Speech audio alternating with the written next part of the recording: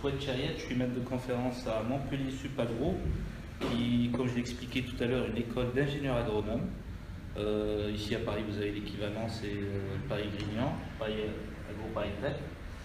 Et on a un département d'économie et de gestion.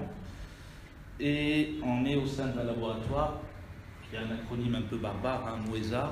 On nous appelle les moisis. Donc, c'est marché, organisation, institution et stratégie d'acteurs. Donc, c'est tout ce qui est économie et gestion au sens large. Hein. On est contraint par nos applications empiriques de manière sectorielle. On ne travaille que sur l'agricole, l'agroalimentaire et l'alimentaire nutritionnel au sens large. Donc, pourquoi je suis ici? Je suis ici pour vous parler de comment s'internationaliser. Vous allez voir que cette question fait partie de 4 autres grandes questions hein, qu'on aborde quand on s'intéresse à le business international. Et j'avais une réponse un peu claire hein, qu'on va retrouver en conclusion, c'est progressivement et en s'appuyant sur les partenaires locaux. Donc ça va permettre d'aborder tour à tour le côté progressif. On avait discuté, hein, j'avais mis lentement, et peut-être que c'est un peu péjoratif, donc on a mis progressivement pour souligner cette notion d'étape. Hein. Et puis en s'appuyant sur des partenariats locaux pour souligner tout ce qui est alliance, coopération et réseau, utilisation des réseaux à l'échelle internationale. Juste avant de commencer, petite présentation rapide, comme ça vous situez le personnage. Donc marié, 2 enfants, 41 ans, franco-algérien. Alors on a fait un petit travail hein, sur les chercheurs en management international que je vous invite à regarder, qui s'appelle « Est-ce que la culture internationale des chercheurs les conduit à s'intéresser au management international ou l'inverse ?» C'était intitulé « L'œuf ou la poule ». Et on a fait une enquête auprès des chercheurs, et souvent ceux qui s'occupent d'international ont eux-mêmes des dimensions internationales dans leur vie personnelle. C'est pour ça que je vous signale le fait d'être franco-algérien, parce que ça m'a amené à travailler souvent sur les 3 pays du Maghreb, mais en général sur la Méditerranée, sur des domaines de marketing alimentaire, donc les marques de terroir, les marques alimentaires, les stratégies de déploiement à l'international des entreprises agroalimentaires, qu'elles soient du sud ou du nord de la Méditerranée, ou de l'est aussi, on s'est intéressé au Liban, à la Turquie, à l'Égypte. Et la recherche doctorale avait porté sur, alors ma femme n'est pas contente que je dise ça comme ça, sur les divorces entre les entreprises. On appelle ça l'instabilité dans des relations de coopération. Et c'était l'instabilité dans des alliances asymétriques dans le sens de déséquilibrer au niveau de la taille. Pourquoi il y a des changements de contrats, des renégociations, des rachats, des acquisitions, parfois forcées, quand il y a des partenariats entre des très très grandes entreprises et des petites entreprises. Et à la fin de l'exposé, je vous présenterai un exemple concret de l'implantation d'une grande entreprise en Algérie en s'appuyant sur le PME. Donc les publications portent souvent sur l'export du vin. Ce que je disais à Étienne aussi, vous aurez en septembre une collègue avec laquelle on a travaillé sur des cas de réussite à l'export de très petites entreprises vitivinicoles qui s'appuient sur le fait qu'elles soient petites pour développer un argumentaire commercial. Petite, cela signifie ancrage territorial avec une connotation de production artisanale, etc. Tout ce qui est filière en Méditerranée, relations entre les entreprises, et puis quelques missions d'expertise aussi auprès d'institutions internationales, l'ITMED ici à Paris par exemple, ou l'AFD ou d'autres institutions. Donc voilà, grosso modo, c'est plutôt stratégie internationale avec des applications agroalimentaires et sur un focus géographique en Méditerranée au sens large. Alors, je commencerai cette présentation par 3 choses. Hein. D'abord, le fraisier, vous savez tous, hein, je choisis ça parce que je viens d'une école d'agronome, se développe par ce qu'on appelle des stolons. Hein. Et le stolon se développe quand la première plante a produit les fruits, et c'est la seule manière pour lui de se développer. Et vous allez voir qu'il y a un très gros parallèle de ce mode de développement-là, du fraisier, avec le modèle du psala que je vais développer tout à l'heure. Deuxième idée, j'ai choisi un extrait d'un livre de Milan Kundera qui vous dit que le degré de lenteur est directement proportionnel à l'intensité de la mémoire. Grosso modo, pour imager la chose, quand on veut se rappeler quelque chose, quand on veut se remémorer quelque chose et se poser en marche lentement, vous allez voir, hein, vous ferez attention la prochaine fois, mais quand on veut oublier, on va vite.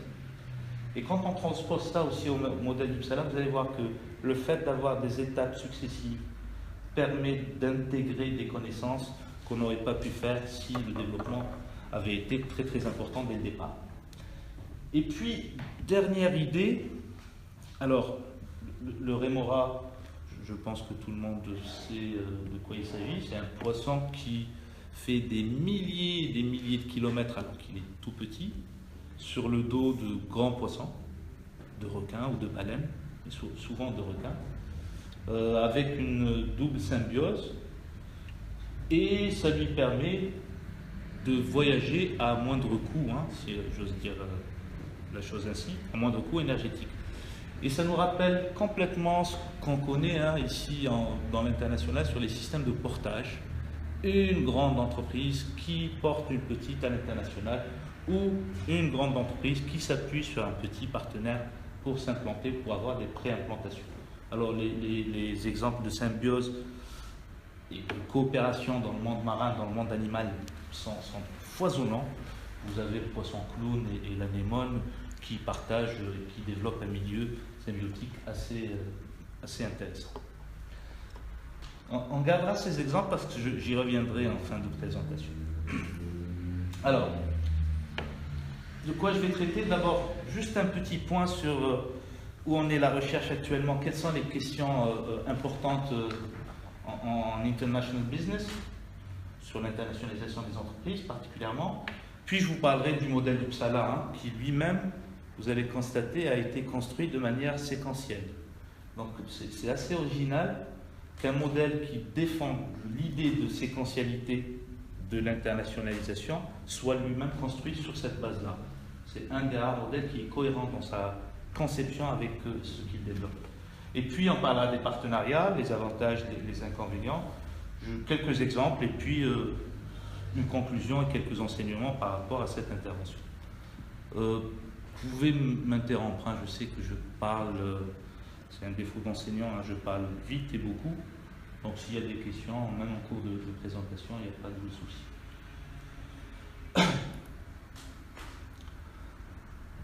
La recherche actuellement sur l'international, alors on a eu des questions récurrentes qui continuent à être posées, notamment sur quel est le meilleur mode d'implantation.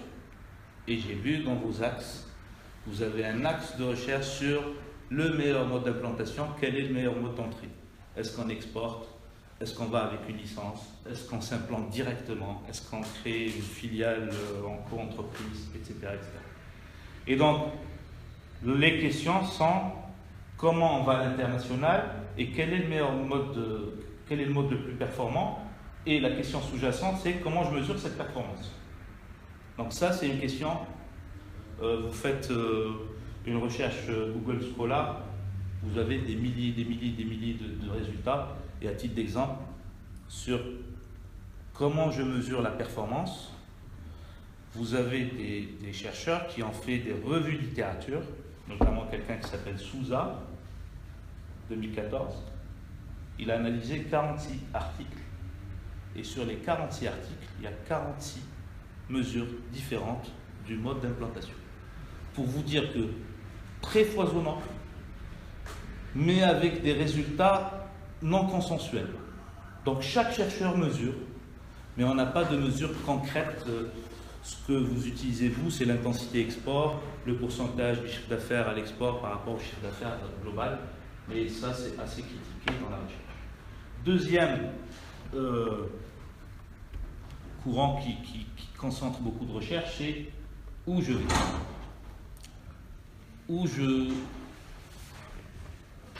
Allez-y, je vous en prie. Dans quel pays je m'implante? Et donc là aussi, vous avez pas mal de recherches là-dessus. Et puis ce qui vous intéresse particulièrement ici, c'est tout ce qui est stratégie export, et notamment des liens entre les politiques export avec des gradients marketing ou pas, la stratégie export développée avec aussi des recherches sur l'accompagnement, et là aussi vous avez un axe de recherche sur l'accompagnement. Vous avez reçu Alexis Catanzaro qui s'occupe de l'accompagnement aussi. Et puis quels sont les risques? Les risques et à quoi ça aboutit? Est-ce que vous voyez? Très bien, merci.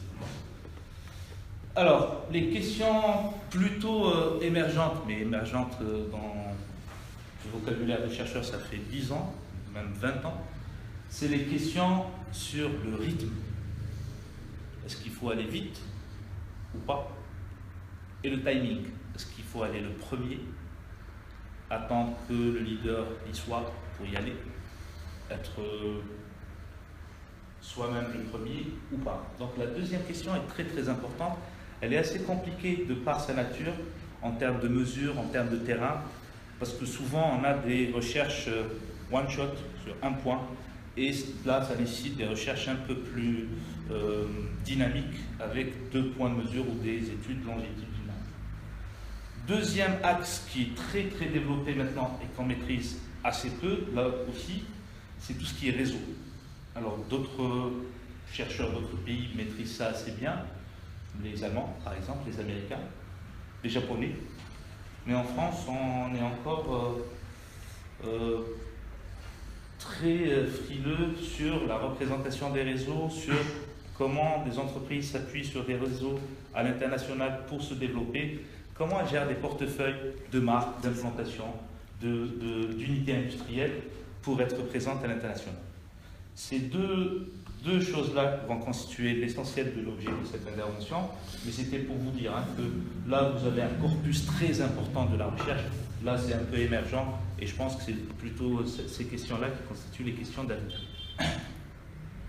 Alors, question à l'international. Pourquoi s'internationaliser? Quand je dis international, j'intègre l'export qui est une première étape. Je ne veux pas dire que l'export n'est pas important, mais pour moi, l'export est une étape sur une démarche internationale. Donc, les questions qui sont traitées, elles sont de l'ordre de 4, je les regroupe pour simplifier. Pourquoi? Comment? Donc, comment aller à l'international? Et on retrouve la question du mode d'entrée, ou la question du benchmark des implantations, les différents pays, et là toute la littérature sur les investissements directs à l'étranger. Et puis la question du quand, à quel moment, et ça rejoint le rythme, le timing, la vitesse de l'internationalisation. Donc, si je veux regrouper l'ensemble de la littérature sur l'internationalisation, ça traite essentiellement de ces 4 questions, soit séparément, soit de manière regroupée. Pourquoi et comment, pourquoi, comment, où, etc. Et pour traiter de ces questions, on a grosso modo 5 approches. Première approche, c'est l'approche des coûts de transaction, assez ancienne, mais qui est assez robuste. Je vais à l'international pour minimiser des coûts de transaction et pour internaliser des activités. On le voit avec l'enchaînement export, licence, co-entreprise, filiale autonome. Le raisonnement, c'est que j'intègre petit à petit des choses qui étaient externalisées parce que je minimise les coûts. Ensuite, le paradigme OLI, ça c'est ancien aussi, mais c'est optimiser la propriété, la localisation et l'internalisation. La littérature sur les investissements directs à l'étranger, quels sont les atouts des pays et puis les opportunités et les freins. Et là, vous avez des analyses notamment d'institutions internationales, Banque mondiale, FMI, sur les différents entre pays. Puis l'approche comportementale, donc le behavioriste, la théorie de la croissance de la firme et le modèle Uppsala, sur lequel je vais m'attarder un peu. Et enfin, la dernière approche qui rejoint les 2 questions émergentes, c'est tout ce qui est relations interorganisationnelles, les RIO, les réseaux, la gestion des portefeuilles, la gestion des filiales, beaucoup de développement, notamment chez nos amis lyonnais sur les relations siège-filiale, expatriation, gestion des ressources humaines à l'international, se développe dans ce cadre-là, et puis la gestion des marques à l'international, avec le dilemme classique, est-ce qu'il faut adapter à outrance, type la stratégie de Bell, une entreprise Bell, ou est-ce qu'il faut standardiser au maximum, type Coca-Cola, mais Ferrero Rocher, etc. Juste sur le modèle d'Uppsala. Vous voyez les dates, hein, vous allez voir, c'est croissant, ça va jusqu'à 2009. Il est constitué de 4 modèles essentiels. Premier modèle assez caricatural, où on vous dit qu'une entreprise passe par globalement 4 phases. D'abord, elle exporte en s'appuyant sur un intermédiaire de son propre pays. Puis elle exporte en s'appuyant sur un intermédiaire à l'extérieur, donc un importateur, un agent, un distributeur. Puis elle a un agent dédié, elle crée une représentation et enfin elle crée une filiale. Et ce cheminement-là est raisonné par rapport à un risque qui diminue parce qu'elle maîtrise mieux le marché à l'international, et puis par un engagement croissant. Ça, c'était le modèle historique qui a été très critiqué parce qu'il basait l'internationalisation sur la minimisation d'une distance psychique. Alors, qu'est-ce que c'est? C'est la différence de pays en termes de langue, en termes de climat des affaires, en termes de pratiques commerciales, en termes d'institutions, en termes de lois, etc. etc. Ces premières versions du modèle ont été appliquées par ces auteurs-là à 4 entreprises suédoises, 4 PME suédoises. Ils se sont rendus compte que ces entreprises s'internationalisaient d'abord au Danemark, ensuite aux Pays-Bas, ensuite en Belgique, ensuite en Suisse, ensuite en France, etc. etc. Et elles faisaient exactement ce que je vous montrais à la première diapo, le système de stolon du fraisier. D'abord, le fruit est mûr, ensuite il y a un stolon, et ensuite on attend que le fruit soit mûr, ensuite un deuxième stolon, etc. etc. Cette notion de distance psychique a été très critiquée. Hein. Par exemple, qu'est-ce qui nous dit qu'une entreprise lilloise se sente proche d'une entreprise de Perpignan et plus proche d'une entreprise de Perpignan d'une entreprise bruxelloise? Rien. Ce schéma est raisonné à un niveau national, mais il n'implique pas du tout une analyse selon la taille, selon la capacité d'adaptation de l'entreprise, selon les distances géographiques au sein d'un même pays. Prenons la Chine, nord, sud, est, probablement qu'elles ne se sentent pas du tout proches par rapport à des entreprises frontalières. Et puis, deuxième version du modèle, là c'est une distinction entre je connais mon marché, je m'engage, je décide de m'engager, je mesure la performance et je m'engage un peu plus, donc c'est une boucle. Troisième version du modèle, c'est perçu comme un phénomène d'innovation. D'abord, l'exportation et l'internationalisation est un prolongement naturel de l'activité de l'entreprise sur son marché de base. Ensuite, il y a des objectifs de pénétration et de gain de part de marché, et donc là, je deviens presque une entreprise autochtone, si vous me permettez l'expression. Et ensuite, effet de croissance de l'entreprise, je grandis, j'ai une implantation dans un pays, deuxième implantation dans un second pays, troisième implantation, et j'essaie d'intégrer les différentes implantations pour constituer une entreprise beaucoup plus grande. Des exemples comme ça, on en a empiriquement, il y a eu une validation de l'ensemble du modèle, alors certaines critiques. Et dernière version du modèle, c'est l'approche par le réseau. Et donc les auteurs, vous voyez, hein, ils ont abandonné la notion de distance psychique. Et ils parlent maintenant de comment l'entreprise se situe à l'intérieur d'un réseau. La manière avec laquelle elle se positionne dans un réseau conditionne la réussite de son internationalisation. Alors comment ils mesurent cette position? D'abord, ils parlent de centralité. Plus vous êtes au centre de nœuds dans un réseau, plus il y aura de l'information, plus il y aura de l'information sensible, hein, financière notamment, qui passera par vous. Donc la position, la centralité de la position, le nombre de nœuds par rapport au nombre de liens possibles, ça s'appelle ça la densité. Donc ces deux notions sont importantes, centralité et densité sont très importantes pour votre positionnement au sein d'un réseau. Et donc c'est ce positionnement qui va conditionner le fait d'aller à l'international, d'exporter, de connaître ses partenaires, les autres membres du réseau, et puis de décider de s'engager ou pas dans le réseau. Alors ça c'est 2009, les Japonais ont commencé à appliquer ça dans les années 70.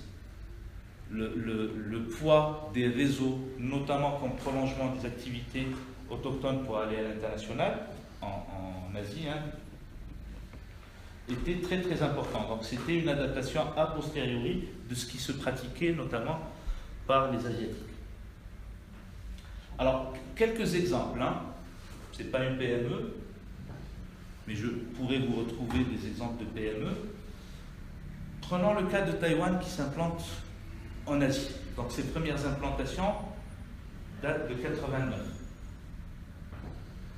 Carrefour, qui est très précoce en termes d'internationalisation, hein, c'est le premier distributeur à s'être internationalisé, a fait de Taïwan un marché test.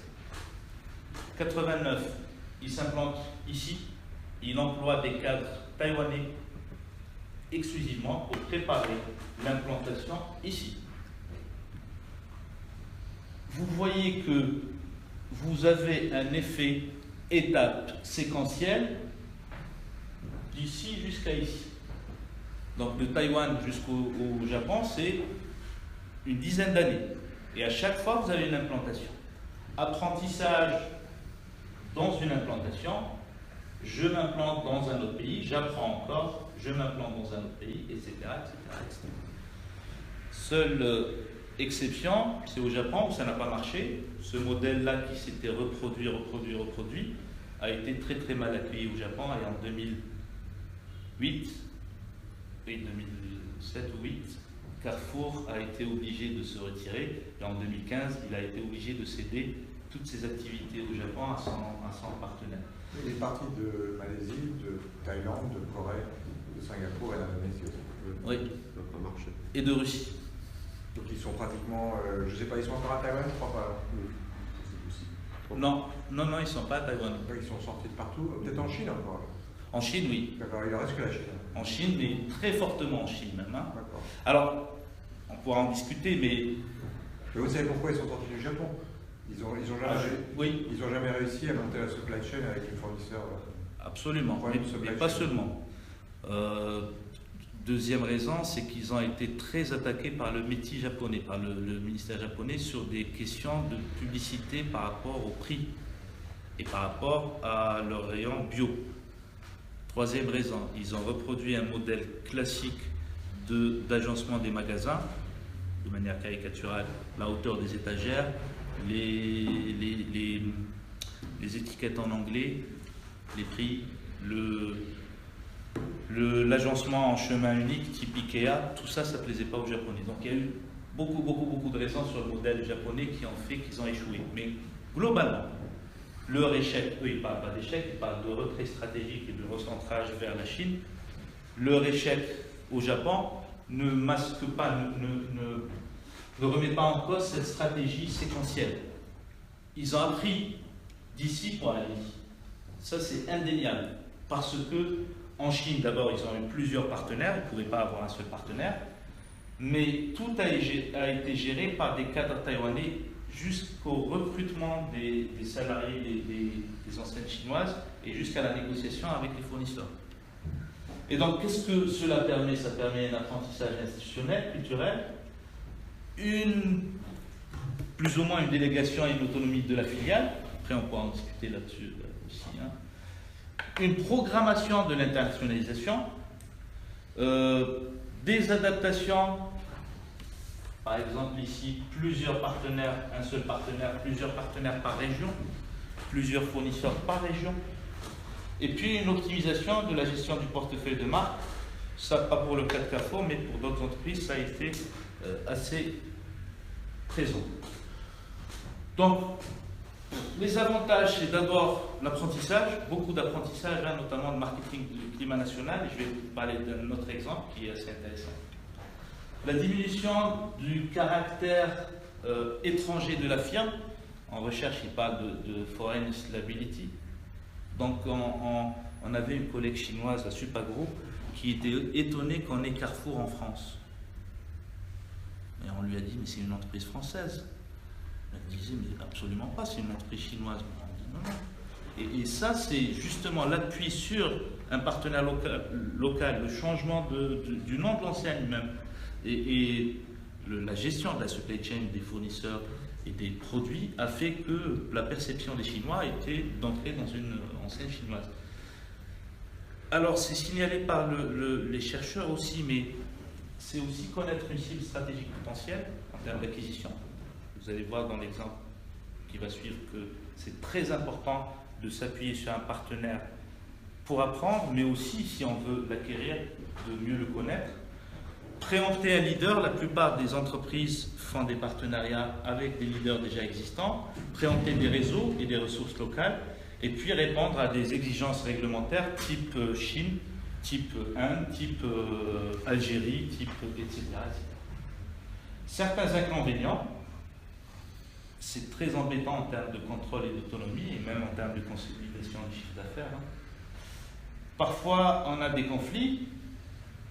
Danone en Chine a connu beaucoup de difficultés avec son partenaire d'eau minérale, et d'ailleurs, ils ont fini par rompre leur alliance. Ça peut exister pour d'autres, Auchan au Maroc, etc. Et puis, même si vous connaissez votre partenaire ou vos prochaines cibles, il faut qu'elles soient digestes. Alors, désolé pour le nom, le mot, mais c'est ce qui est utilisé dans la littérature. Il faut que votre cible contienne les actifs que vous désirez, et plus ou moins que les actifs que vous désirez, ce qui n'est souvent pas le cas. Quand vous devez acheter une cible, il y a des choses que vous voulez acheter et d'autres choses que vous ne voulez pas. Je vais vous parler de l'implantation de Danone en Algérie. Vous allez comprendre pourquoi je vous parlais de l'apprentissage qui est important. Donc, ils arrivent, ils achètent 51% du capital, ils laissent 49% à une PME. Une petite PME qui fait 52 millions de chiffre d'affaires. À l'époque, Danone, c'était 15 milliards d'euros de chiffre d'affaires. D'accord? Ils investissent beaucoup d'investissements, notamment d'investissements de capacité, des nouvelles lignes, des nouveaux lieux de stockage. En 3 ans, explosion du chiffre d'affaires, mais explosion du chiffre pour la demande au yaourt, implantation de Nestlé, implantation d'autres entreprises, Yoplait, Sodial, etc., etc. Alors, optimisation des références. Danone arrive, l'entreprise avait 78 références, ça diminue à 19. Et on retrouve des références de yaourt français, et notamment des relances de produits vieillissants ici. Grosse difficulté de la gestion des ressources humaines, et puis un apprentissage très accéléré de Danone, et des freins à l'apprentissage du partenaire algérien qui voulait apprendre en marketing. Danone a laissé que des cadres expatriés Danone et a complètement délocalisé la structure marketing. Alors qu'est-ce qui s'est passé 5 ans après? Danone passe à 95% du capital. Donc il contrôle complètement la gestion, il consolide par intégration, c'est pas ça le plus important. Ils étendent la gamme Danone en Algérie. Mais ils font plus que ça, vous voyez, hein, c'est en 2 mois. Sur le deuxième métier de Danone, qui était à l'époque les biscuits, LU, qui ont été revendus, mais je vous parle de cette époque-là, ils ont fait un partenariat avec des Tunisiens, et ils ont dit aux Tunisiens, c'est vous qui allez apporter les capitaux, parce que nous, on connaît le marché algérien, on a la maîtrise des réseaux, on a la maîtrise des pratiques commerciales, et c'est nous qui vous vendons notre apprentissage. Donc c'est le Tunisien qui a ramené les sous, qui a financé la construction de l'usine, et c'est Danone qui était considéré comme l'acteur local qui maîtrise le marché algérien. Je ne sais pas si vous voyez, c'est très important. Et puis ils ont consolidé leur présence sur le 3e métier de l'époque, qui était jusqu'à maintenant l'eau minérale, avec une prise de participation pareille dans une PME leader de son marché, et une relance d'une marque turque par Danone Algérie pour cette eau minérale. Et là, on voit qu'ils ont, si je reviens au schéma Uppsala, ils ont commencé par des petites opérations d'exportation, et puis ils ont sauté des étapes parce qu'ils ont appris sur 2 autres métiers pour arriver directement à soit des filiales autonomes de production, soit des acquisitions, soit des partenariats où ils sont majoritaires et où eux valorisent leur apprentissage. Et donc vous voyez qu'on peut l'appliquer soit à des grandes entreprises, soit à des grandes entreprises en étant partenaires avec des leaders locaux. Une minute. Donc si on revient aux fondamentaux, qu'est-ce qu'il faudrait retenir? D'abord, cette lenteur, moi je ne pense pas que ce soit une marque d'internationalisation non réussie. La lenteur, même si je la prends dans le sens strict du mot, est un moyen de digérer ce qu'on apprend et d'aller à l'international de manière sûre. Donc ce qui me pousse à vous dire que si on envisage l'export comme une innovation, pour la plupart des PME, c'est une innovation dans le sens institutionnel du terme. Je ne connais pas le marché, je ne connais pas la logistique, je ne connais pas les risques, je ne connais pas les procédures, et donc j'innove. Et si j'innove, alors on peut être dans le côté, il faut aller partout tout de suite. Ceux du Born Global vous parlent de international from inception. Dès la conception, je nais international. Moi, je doute que ce modèle s'applique à des PME et même à des entreprises de manière générale. Et puis, il faudrait concevoir aussi les partenaires locaux comme des étapes de pré-implantation. Ça aide à apprendre sur le marché, ça aide à contrôler des réseaux et puis ça aide à connaître une cible potentielle dans le cas des fusions-acquisitions. Donc, l'enjeu majeur ici, si je reviens au fraisier, à Coumbera et au poisson-clou, c'est comment ce que j'apprends pour chaque étape peut être exploité et rediffusé au sein de l'entreprise pour être utilisé dans une prochaine étape ou sur un prochain marché. Ça, c'est la question fondamentale. Comment absorber les connaissances acquises de première opération d'exportation. Donc, il s'agit d'enjeux d'absorption, de diffusion, notamment au sein de l'entreprise. Et donc, je réaffirme ce que je disais en titre.